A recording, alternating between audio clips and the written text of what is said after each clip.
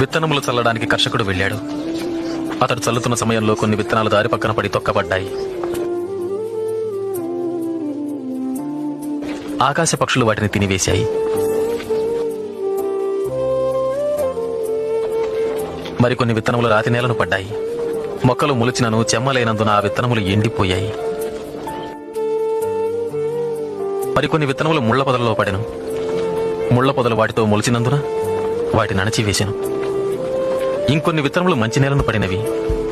ఆ విత్తనములు మొలిచి పెరిగి నూరంతలుగా ఫలించెను. విత్తనము దేవుని వాక్యం. త్రోవ ప్రక్కన పడిన విత్తనములు ఎవరనగా వారు వాక్యం వింటారు, కానీ అపవాది వచ్చి వారి హృదయంలో నుంచి సందేశాన్ని దొంగిలించుకుపోతాడు. వారి నమ్మి రక్షణ పొందకుండాట్లు చేస్తాడు.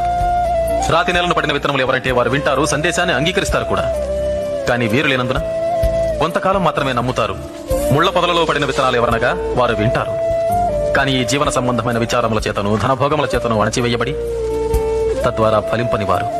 మంచి నేలను పడిన విత్తనాలు ఎవరనగా యోగ్యమైన మంచి మనసుతో వాక్యము విని హృదయములో భద్రపరచి దానిని అవలంబించి ఓపికతో ఫలించువారు.